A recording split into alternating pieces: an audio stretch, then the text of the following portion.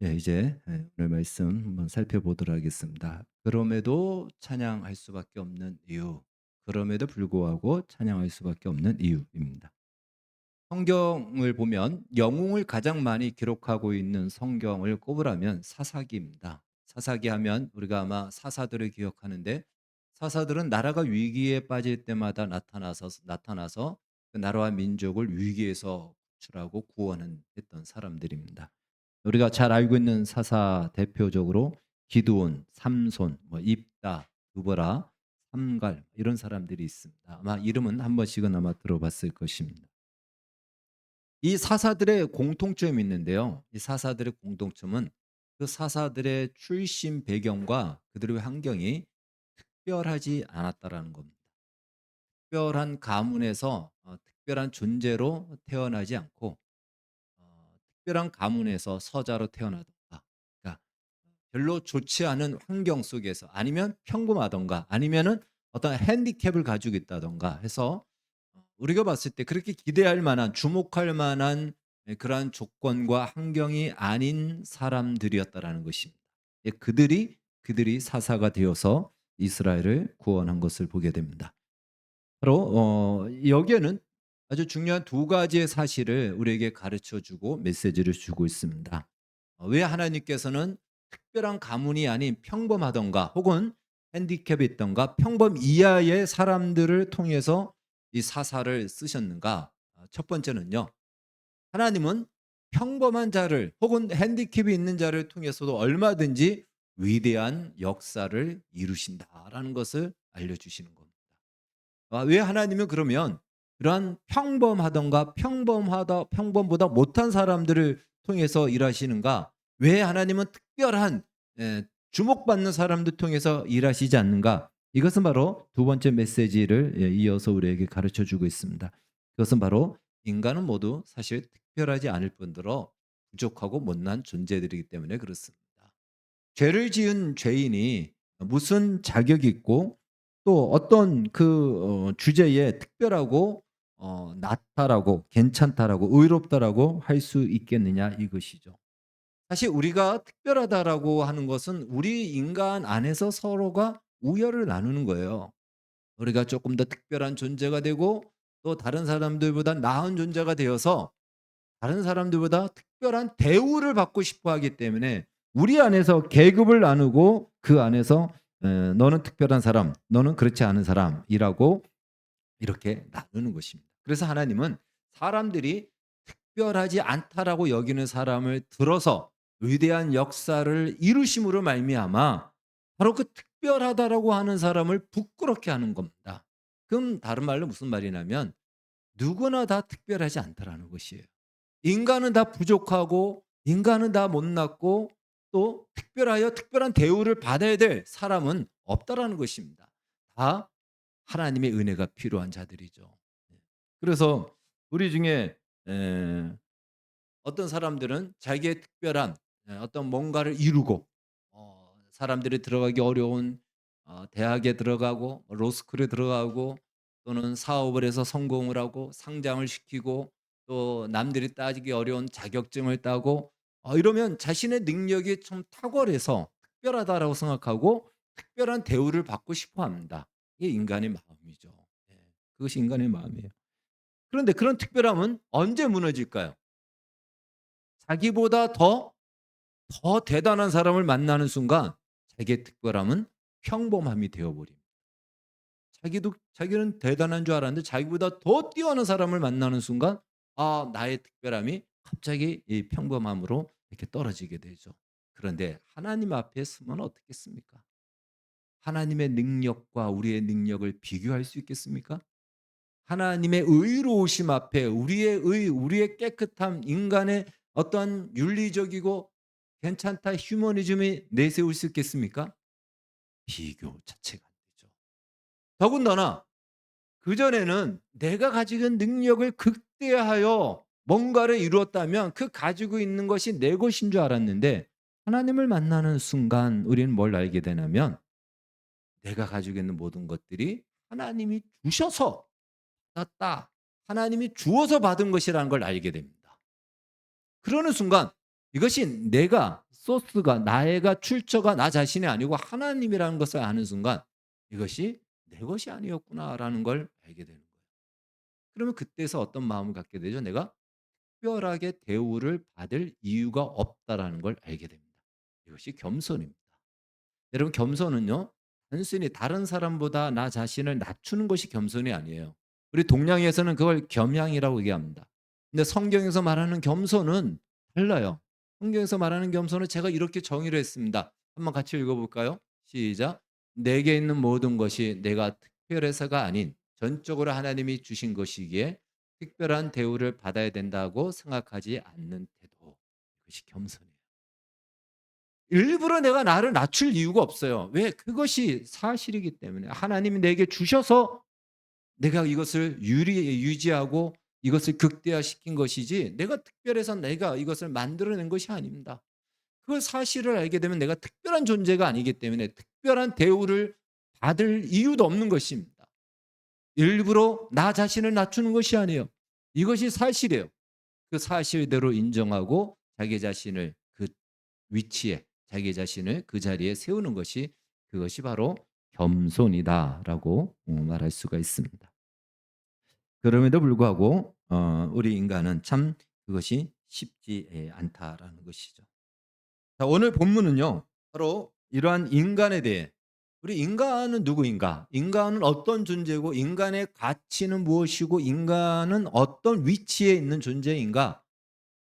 이 인간론이라고 말할 수 있고요. 인간에 대한 이해라고 말할 수 있습니다. 오늘 다윗은 이 시편을 통해서 인간은 어떤 존재인가를 아주 중요한 그 정보와 또 가르침을 우리에게 주고 있습니다.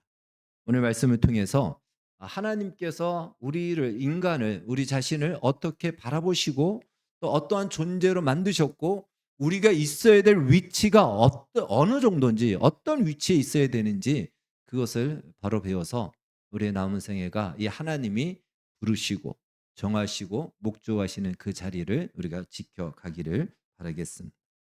다윗은요. 그동안 시편 3편부터 해서 4편, 5편, 6편, 7편을 통해서 우리가 지난주에 한번 살펴봤듯이 세상에서 벌어지고 있는 천태만상의 현실을 세상 현상에서 펼쳐지는 자기의 인생을 통해서 경험되어지는 그 불의하고 부조리하고 모순적이고 억울하고 이 무도한 자들 때문에 내가 힘든 삶을 살아가고 참 세상에 이해할 수 없는 일들이 펼쳐지는 것들을 그동안 시편 7편까지 쭉 기술했습니다. 묘사했습니다.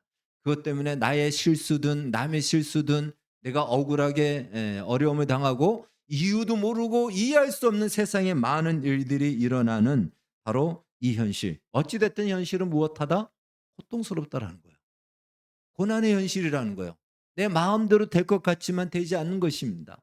그리고 내가 잘못한 것도 아닌데도 불구하고 내가 왜 이런 인생을 살아야 되는지 하는 그런 고난의 현실. 그것이 다윗이 그 억울함을 토로하며 고백하고 묘사했던 것이죠. 바로 그런 다윗이 시편 8편에 들어와서 갑자기 하나님을 찬양하기 시작합니다. 우리가 잘 알고 있는 말씀 1절 말씀 한번 같이 읽겠습니다. 8편 1절 시작. 여호와 우리 주여 주의 이름이 어찌 그리 아름다운지요 주의 영광이 하늘을 덮었나이다. 과연 다윗이 무엇 때문에 이렇게 하나님을 찬양하게 되었는가? 그의 현실이 이전보다 나아졌기 때문에 그럴까요? 물론 우리 인간은 우리의 현실이 이전보다 나아질 때 우리는 하나님을 찬양합니다. 감사합니다. 내 기도가 응답되어질 때 우리는 하나님을 찬양하고 감사합니다. 그런데 만약에 그런 응답이 없다면 그러면 찬양할 수도 없고 감사할 수도 없단 말인가? 다윗은 여전히 같은 현실입니다. 그 상황이 바뀌지 않았습니다. 그럼에도 불구하고 그러가 찬양할 수 있는 이유 그것은 무엇인가? 이 세상이 어떤 세상이라고 했습니까? 다윗이 겪고 있는 그 억울한 현실은 비정상을 정상으로 말하고 하나님의 통치를 거부하고 불의와 무도함이 난무하고 그것으로 인해서 파괴되고 인간성도 무너지고 서로가 불신하여 바로 정말 살만한 세상이 아닌 나에게는 그런 어려움이 없을 때는 상관없는데 그것이 나에게 올 때는 왜 세상이 이 모양이야라고 할 수밖에 없는 그 현실. 바로 우리 모두가 원치 않는 고통의 현실이죠. 다윗의 개인의 경험만이 아닌 이것은 오늘날 우리가 겪고 있는 바로 고통의 현실. 지금 전쟁 중에 있는 사람들은 그런 마음을 갖지 않겠습니까? 왜 내가 여기에 태어나서 이런 전쟁의 고통을 아직 꿈도 펴지 못한 이 나이에 이걸 겪어야 되는가? 그곳에 사는 어린아이들은 무슨 죄가 있다고 그 고통의 현실을 살아내야 되냐 이거예요. 그럼에도 불구하고 다윗이 찬양할 수 있는 이유를 2절 이하에 말씀하고 있죠. 우리 2절 말씀 다시 한번 보도록 하겠습니다. 2절 시작. 주의 대적으로 말미암아 어린아이들과 젖먹이들의 입으로 권능을 세우시며 이는 원수들과 보복자들을 잠잠하게 하려 하심이니라. 하나님의 통치를 거부하고 하나님의 창조 질서를 무너뜨리고 하나님이 없는 것 같이 자신들이 가지고 있는 그 힘으로 무지막지하게 살아가는 바로 그런 우리로 하여금 또 그런 인생을 살게 하는 그 대적자들을 하나님께서는 누구를 통해 그들을 잠잠하게 하신다? 젖먹이들의 입으로 통하여서 하나님의 권능이 그들을 통하여 그 모든 세력을 통치하고 잠잠하게 하신다라는 것입니다.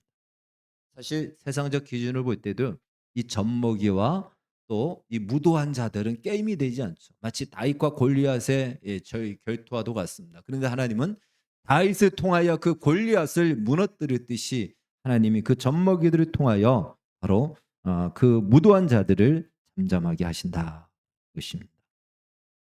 젖먹이의 입술에 그 권능을 하나님이 두셨다라는 것입니다. 바울은요 고린도서 6장에서 성도의 그 위치를 이렇게 이야기하고 있습니다. 고린도서 6장 같이 읽겠습니다. 시작. 성도가 세상을 판단할 것을 너희가 알지 못하느냐? 세상도 너희에게 판단을 받겠거든 지극히 작은 일 판단하기를 감당하지 못하겠느냐? 우리가 천사를 판단할 것을 너희가 알지 못하느냐? 그리하거든 하물며 세상 일이랴라고 얘기합니다. 물론 이것은 이제 교회 안에 일어난 일로 인해서 성도가 서로 송사하고 서로 고소하는 그 문제를 가지고 이야기합니다. 이 얘기를 하면서 성도가 과연 어떤 존재인지 아느냐? 세상을 판단할 존재고 세상에 대해서 재판할 존재다. 이 얘기입니다. 여러분 세상을 재판할 수 있는 분은 오직 하나님만이 하십니다. 하나님만이 마지막에 심판을 하시는데 그 심판의 자리에 성도를 동참시키겠다라는 거예요. 우리를 그 심판하는 자리에 하나님과 같은 그 자리에 세워서 이 세상이 어떠한지에 대해서 심판하고 판단할 수 있는 자격과 그 자리로 우리를 부르시고 있다라고 말씀합니다.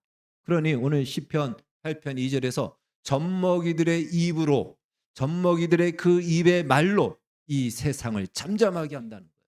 하나님을 거역하고 하나님이 없는 것처럼 살아가는 이 세상의 무도함을 하나님이 보복하고 잠잠케 하신다라고 말씀하고 있는 것입니다. 자, 그러면 다윗은 어떻게 이러한 이 하나님의 약속과 하나님의 말씀을 믿고 찬양할 수 있는가? 바로 3절 말씀 한번 또 계속 한번 읽어보겠습니다. 3절 말씀 시작. 주의 손가락으로 만드신 주의 하늘과 주께서 베풀어 두신 달과 별들을 내가 보니. 하나님이 만드신 하늘과 그 하늘에 떠 있는 태양과 달과 별과 그 별들이 수만 수백 수천 개의 별들인데 하나님 그 수백 수천 개의 별들을 일일이 이름을 부르신다라고 성경은 말하고 있습니다. 그 모든 천체의 움직임을 주관하시는 하나님의 그 손길을 보고 이것을 믿을 수 있는 거죠. 주의 영광이 하늘에 덮었나이다. 이것은 바로 천체 행성들이라고 얘기했습니다. 수많은 별들 그것을 일일이 다 그 이름을 부르시고 그것들이 제 역할을 하도록 제 자리에 있게 하고 제 시간에 그들이 뜨고 가라앉고 그 일을 하시는 하나님의 손길을 보고 하나님의 역사의 주관자가 되심을 믿을 수 있었던 것입니다. 여러분 하나님을 거부하고 대적하는 세상에 그렇게 힘 있는 자들이 천체 하나 움직일 수 있습니까? 그들이 하나님의 이 통치하시는 별 하나를 멈추게 할 수 있나요? 태양 하나를 1cm라도 옮길 수 있나요? 그들은 하나님을 거부하고 하나님을 그들의 살아가는 세상에서 흔적을 지우려고 하고 지금 차별금지법을 강하게 주장하는 그들의 목표는 기독교거든요. 기독교를 이 세상에서 아예 지우고 싶은 거예요. 없애버리고 싶은 거예요. 그들이 아무리 없애려고 하고 아무리 지우려고 해도 하나님의 통치는 변함없이 오늘도 태양을 떠오르게 하십니다. 전혀 흔들림이 없어요. 그 무도한 자들이 하나님을 거부하고 대적해도 하나님의 일하심과 통치하심은 변함이 없다라는 것이에요. 이건 다시 말해 무슨 말입니까? 우리의 현실이 지금 마치 하나님이 없는 것 같고 불의한 자들이 세상을 지배하는 것 같은, 그래서 하나님 어디 있습니까? 우리는 답답하고 안타깝고 정말 깜깜하지만 여전히 하나님의 통치는 변함없이 이루어지고 있다. 저 태양을 봐라, 저 별을 봐라. 이 세상 그 누구도 하나님의 움직이는 그 손길을 막아낼 수 없고 중단시킬 수 없지 않느냐. 하나님은 지금도 이렇게 일하고 계신다라는 걸 다윗은 이 천체의 움직임을 통해서 그가 보았던 것입니다. 세상에서 천하를 호령하는 그 누구도 기껏해야 한 세대를 살다가 역사 속에서 사라지고 그림자도 나중에는 찾아보기 어렵습니다. 그런데 수백 수천 년 동안 저 별들은, 저 태양은 그 자리를 지키고 항상 그 자리에서 자기 역할을 합니다. 누가 그렇게 하게 하시죠? 하나님 그렇게 하십니다. 역사의 주관자, 시간의 주관자 바로 하나님이심을 다윗은 알았던 것입니다. 자연이라고 우리가 말하는 하늘과 태양과 달과 별들, 이 모든 것들 다 포함하여 바로 1초의 오차도 없이 그 일들을 정확하게 지금도 그들을 움직이게 명령하시고 힘을 주시고 그 손길을 지금 펼치고 있다라는 것입니다. 그러한 하나님의 움직이심과 그 천체에 비하면 우리는 어떤 존재죠? 사실 그 무지막지한 세상에 힘 있는 자에 비해서도 우리가 젖먹이 같은데, 하나님이 창조하신 세상을 보고 천체를 보니까 진짜 우리는 젖먹이에요. 그렇지 않습니까? 저 하늘에 떠 있는 태양과 별들과 그 모든 세상을 볼 때 나는 보이지도 않는 점과 같은 존재잖아. 그걸 가지고 오늘 성경은 다윗은 얘기해요. 젖먹이라고. 네. 우리는 그런 젖먹이 같은 존재입니다. 그런 젖먹이 같은 존재인 인간을 하나님이 어떠한 존재로 부르셨고 창조하셨는가? 5절에서 8절까지 말씀 다시 한번 읽겠습니다. 5절에서 8절 시작. 그를 하나님보다 조금 못하게 하시고 영화와 존귀로 간을 씌우셨나이다. 주의 손으로 만드신 것을 다스리게 하시고 만물을 그의 발 아래 두셨으니 곧 모든 소와 양과 들짐승이며. 아멘.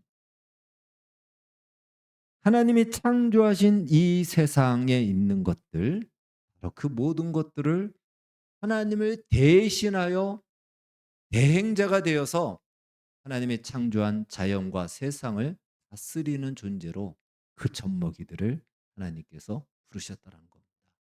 여기에 인간의 가치가 있고 인간의 위치라는 것입니다. 왜 하나님이 우리를 창조하셨는가? 왜 하나님 나를 창조하셨는가? 하나님이 창조한 세상을 하나님과 같은 그 역할을 하게 하기 위해서, 하나님의 대행자가 되기 위해서 하나님이 우리를 부르셨고 그것이 우리의 창조 목적이다라는 것입니다. 인간의 창조 목적은 이미 창세기 1장 26절에서 28절까지 있죠. 27절에서 28절 말씀을 보면은 이렇게 기록하고 있습니다. 하나님이 자기 형상 곧 하나님의 형상대로 사람을 창조하시되 남자와 여자를 창조하시고 그들에게 복을 주시며 하나님이 그들에게 이르시되 생육하고 번성하여 땅에 충만하라. 땅을 정복하라. 바다의 물고기와 하늘의 새와 땅에 움직이는 모든 생물을 다스리라 하시니라. 이미 창세기에 말씀하고 있습니다. 다윗도 똑같은 내용을 지금 말하고 있다는 것입니다. 그리고 실제 아담은 에덴 동산에서 그 모든 자연의 피조물에 대해서 하나님과 같은 존재로서 그 에덴을 다스렸습니다. 그것이 하나님이 인간을 창조한 목적이에요. 그래서 하나님은 인간을 어떻게 만드셨다? 하나님보다 조금 못한 존재로 만드셨다. 이건요, 하나님과 버금간다라는 거예요. 이걸 신학식으로 얘기한다면 바로 하나님의 영광의 빳빳하게 앉을 수 있는 유일한 존재, 하나님을 닮은 자, 하나님의 형상을 가진 유일한 존재, 하나님의 분신과 같은 존재, 바로 그가 누구다? 인간입니다. 그렇게 우리 인간을 창조하셨고 그 자리가 하나님이 부르신 자리예요. 우리가 서 있어야 될 자리, 그리고 그 자리에 서 있을 때만이 인간이 가치가 있는 것이고 인간의 인간됨의 영광이라는 것입니다. 그 자리로 하나님을 부르셨다라는 거예요. 특별히 성도들을, 하나님의 백성들을 그 자리에 부르셨다라는 것입니다. 그래서 이 말씀에 근거할 때 하나님께서 우리 인간을 왜 만드셨고 내가 창조한 인간이 존재하는 목적이 무엇이며 우리가 서 있어야 될 정상적인 자리가 어디고 우리의 위치가 어떤가, 어디 있는 것이 우리 인간의 위치인가, 이것에 대한 분명한 우리가 이해를 우리가 가질 수가 있는 것입니다. 그 자리는 하나님과 불한 자리다라는 것입니다. 다시 말해 하나님의 통치 질서에 따라서 우리가 살아가는 것, 그걸 우리식으로 얘기한다면 하나님의 말씀에 순종하고 그 계명을 따라 살아가는 거, 이것은요 어리석은 것이 아니고 세상이 볼 때는 어리석다고 얘기합니다. 세상이 볼 때는 쓸모없다고 얘기하고 참으로 인생을 낭비한다고 얘기합니다. 혹시 우리 중에도 그런 마음을 가진 분들이 있을 거예요. 내가 왜 하나님 말씀대로 살아야 돼? 내가 내 마음대로 살고 싶은데. 그런데 하나님의 통치 아래 우리가 순종하는 그 자리가 어떤 자리라고요? 하나님과 방불한 그 자리라는 거예요. 나를 통하여 하나님의 통치가 세상 가운데 선포되어질 때 세상은 잠잠할 것이다라는 것입니다. 여러분, 여기 젖먹이가 가만히 있어서가 젖먹이가 아니고요.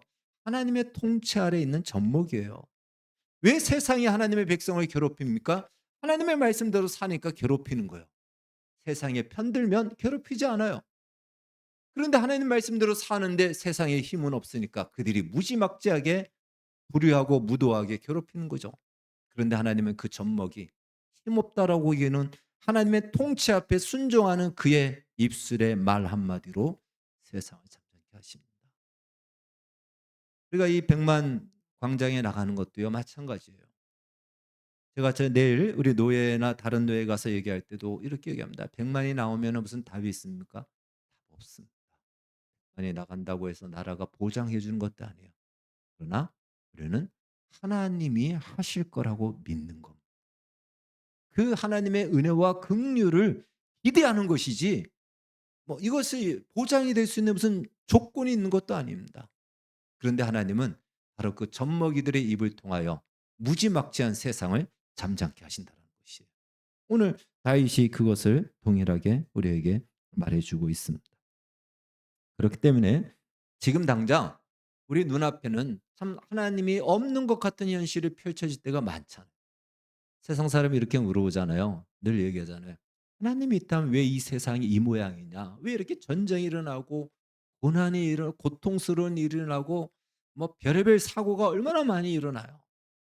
요즘에 또 전기차 화재가 일어나서 또 그 나오지도 못하고 차 안에서 그냥 어 불에 타서 죽는 시신도 나오고 억울하게 지나가다가 그냥 알지도 못하는 사람한테 칼부림을 당해서 죽는 사람도 있고 말이 안 되는 현실에 많은 일들이 일어나면서 그들은 이렇게 얘기해요. 하나님이 있다면 왜 이런 일이 일어나느냐? 왜 이런 불의하고 부조리하고 모순적인 일이 일어나느냐라고 그들은 그렇게 탄식하고 또 그렇게 조롱한다. 그러면 우리가 기억해야 돼요. 우리 자신에게 어려운 일이 있다면 우리도 그렇게 얘기하거든요. 하나님이 있다면 왜 나의 인생이 이 모양입니까? 우리 이강기 씨가 얘기한 것처럼. 왜 내 아들을 선택했습니까? 그 이해할 수가 없는 거죠. 받아들일 수가 없는 거예요. 남의 이야기일 때는 그냥 우리가 이야기할 수 있지만 자기 일일 때는 이 고통이 현실로 다가오거든요. 다윗이 남의 고통이기 때문에 이야기하는 것이 아닙니다. 다윗은 지금 불의하고 무도한 자들에 의해서 억울하게 고통을 받고 있는 현실입니다. 근데 그가 하나님을 찬양할 수 있는 이유는 그가 무슨 믿음이 좋아서 그가 무슨 대단한 배짱이 있어서 그것이 아니에요. 하나님을 그들이 하나님이 우리 눈앞에 없는 것 같이 보여서 자기들 마음대로 세상을 지배할 것 같지만 하나님이 반드시 그들 중에 구원받아야 될 사람들이 있으니까 하나님이 기회를 주시는 거예요. 왜 이 세상의 악함을 하나님이 심판하지 않느냐? 심판해 버리면은 끝나는 거죠. 누구도 구원받을 수 없어요. 하나님의 인자하심과 인내는 무엇이죠? 한 사람이라도 더 구원 얻는 자리에 이르기를 원하십니다. 그 하나님의 인내 때문에 여러분과 제가 구원받은, 그것 때문에 이 악을 잠시 하나님은 유보하시고 심판을 내버려 두시고 지켜보시는 겁니다. 결코 하나님이 무력해서가 아니고 힘이 없어서가 아니라는 것이죠. 그러니 우리는 눈에 보이는 이해할 수 없는 이 현실 앞에 우리가 좌절하고 낭망할 것이 아니고 그 속에서 천체의 움직임을 보고, 욥기에서는 창조의 그 경영을 보고 욥이 회개했듯이 하나님은 여전히 세상을 통치하시고 마침내 우리의 이 역사를 주관하신다라는 이 믿음을 가지고 우리 역시도 하나님을 신뢰할 수 있게 여호와 우리 주여 주의 이름이 어찌 그리 아름다운지요, 이렇게 찬양할 수 있는 겁니다. 여기서 아름답다라는 것은요, 우리가 살펴봤듯이 위엄차다라는 거예요. 힘있게 그 힘이 발휘되고 있다라는 것이에요. 주의 이름이 온 땅에. 주의 이름이라는 것은 무엇이죠? 하나님의 이름은 하나님의 실제입니다. 하나님의 이름은 우리가 예수님 부르면 예수님이 실제로 존재하는 거예요. 실체예요. 주의 이름이 온 땅에, 온 세계와 온 땅에 하나님의 통치가 강력하게 펼쳐지고 하나님이 직접 그 일을 지금 하고 있다. 이것이 주의 이름이 온 땅에 어찌 그리 아름다운지라는 표현이에요. 하나님이 통치하십니다. 하나님이 주관하십니다. 하나님이 다스리십니다. 나는 그걸 믿습니다. 그래서 내가 주의 이름을 찬양합니다라고 다윗이 그렇게 고백을 하는 것을 보게 됩니다. 따라서 우리가 당장 억울하고 이해할 수 없는 이 현실의 고통과 어려움 때문에 우리가 때때로 좌절하고 낙심하고 하나님이 나를 외면하셨는가라고 생각할 수 있겠지만, 결코 하나님은 우리를 외면하지 않으시고 우리의 손을 놓지 아니하신다라는 사실을 기억하십시오. 단지 내 눈에 보이지 않고 내 손에 잡히지 않을 뿐입니다. 우리는 자꾸만 나의 느낌을 중요시 여기거든요. 내 눈에 보이고 내 손에 잡혀야지 뭔가 안심이 돼요. 이게 우리 연약함이에요. 그런데 우리의 경험보다 더 분명한 증거가 있습니다. 우리의 경험은 시간이 지나면 어떻게 되죠? 잊혀지게 돼 있어요. 그때 경험한 거 다 잊어버려요. 그리고 때때로 그때 경험한 거 내가 잠시 좀 홀라닥해 가지고 뭔가 그렇게 된 모양이다, 이렇게 생각해 버리는 거예요.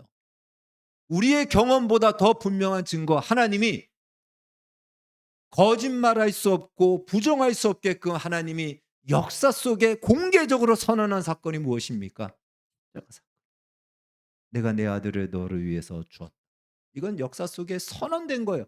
안 믿는 사람들도 그 현장은, 그 현실을 기록할 만큼 이것은 내가, 하나님께서 뭘 말씀하시죠? 내가 보장한다. 내가 개런티한다.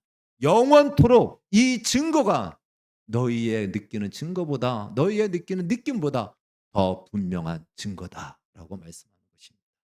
그것을 바로 우리가 복음이라고 얘기하는 겁니다. 그래서 복음을 우리에게 주셨다라는 것은요, 우리에게 가장 큰 증거를 준 거예요. 여러분, 다른 것에서 증거를 찾지 마십시오. 물론 그것을 구하지 말라는 얘기 아닙니다. 그러나 그것이 절대적인 나의 유일한 근거로, 내 최종적인 근거로 삼지 말라는 것이에요. 나의 느낌과 나의 어떤 내 눈에 보이고 이러한 것들이 우리의 최종적인 근거가 아닌 하나님이 행하신 예수 그리스도의 복음의 사건이 가장 큰 증거인 것입니다. 사실 바로 이 목적으로 인간을 부르셨고 인간의 위치가 이러한 존재인데, 사실 인간은 죄를 지음으로 말미암아 이미 그 자리에서 떨어졌죠. 하나님의 영광의 자리에서 인간은 떨어졌습니다. 그래서 다윗의 이야기는 어쩌면 우리에게 있어서는 과거의 추억일 뿐이에요. 옛날에 하나님이 그렇게 만들었는데 인간의 죄를 지음으로 그 자리에서 추락했구나. 그냥 과거의 추억으로 끝날 수가 있습니다. 그런데 불구하고 이 말씀이 우리에게 적용되어진다라는 것은 그 사이에 어떤 사건이 있었다라는 것이죠. 그 사건을 성경 시편 2편에서 하나님께서는 기름 부은 자 메시아를 통해서 바로 이 역사를 이루시겠다라고 이미 선언하신 것입니다. 바로 그것이 바로 예수 그리스도의 복음으로 말미암아 우리에게 주어진 분명한 완성된 구원이기 때문에 그렇습니다. 따라서 복음이 얼마나 놀라운지를 우리는 생각해야 됩니다. 여러분, 우리가 복음을 믿고 복음을 가졌다는 것은 단순히 지옥 갈 운명에서 지옥의 운명을 면제받고 천국 간다, 이 정도가 아니에요. 복음을 받음으로 말미암아 우리에게 허락된 것이 무엇이냐면, 하나님이 오늘 다윗이 이 노래한 것처럼 하나님이 우리를 하나님보다 조금 못한 존재, 하나님과 버금가는 존재, 하나님의 형상을 유일하게 가진 존재, 하나님과 같은 대행자로서 하나님이 부르신 존재로 우리를 회복시켰다. 우리가 있어야 될 자리를, 그 자리까지 우리를 이르게 하는 것이 바로 복음이라는 것입니다. 큰 것을 우리에게 주신 거예요. 우리가 가야 될 자리가 바로 거기라는 것을 기억하십시오. 난 지옥 안 가는 것으로 만족해. 그것은요, 어린아이들이 그냥 부모님이 다 해주니까 난 여기서 그냥 먹고 살고 안 컸으면 좋겠어, 성장하지 않았으면 좋겠어 하는 것과 똑같은 거예요. 성장해야죠. 더 커야죠. 그래서 상대도 사랑할 줄 알고 참을 줄도 알고 하는, 이것이 인간의 인간됨이지, 언제나 먹고 그냥 울면 먹고 주고 내가 싼 거 다 튀어주고, 이러한 존재가 인간의 가치는 아니잖아요. 어릴 때는 그럴 수 있지만 점점 크면서 남도 도와주고 오히려 희생도 할 때 인간의 아름다움이 나오듯이 하나님께서 우리를 부르신 영광의 모습이 있습니다. 그것이 우리가 가야 될 자리고 우리가 그리로 나아가는 것이 우리의 신앙의 목표가 되어야 된다. 그러니 우리의 최종 목적은 바로 하나님이 부르신 그 영광의 자리에 내가 이르는 겁니다. 하나님보다 조금 못한 자리라는 것은 하나님과 버금가. 이건 대단한 거죠.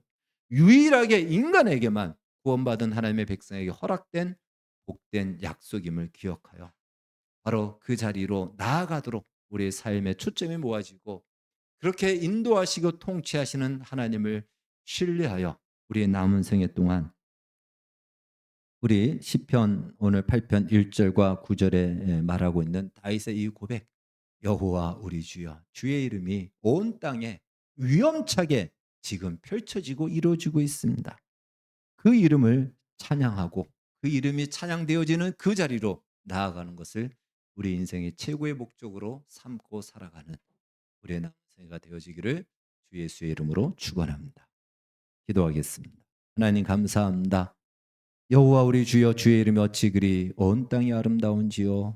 하나님, 지금 우리 눈에는 아비 규환 같고 참으로 죽음과 공포와 미움과 불신이 난무하지만, 그중에 구원받고 또 하나님의 백성이 될 한 사람을 기다리시는 하나님 때문에 잠시 그것이 허용되어지지만, 마침내 하나님의 통치와 하나님의 다스림이 그 모든 것들을 잠잠케 할 것이며 그 역사를 이루게 할 것인데, 우리가 먼저 그 자리에 이르게 하여 주셔서 우리를 통하여 하나님 이 세상에 거짓과 어둠이 잠잠하게 되어지는 그 놀라운 역사를 보게 하여 주시옵소서.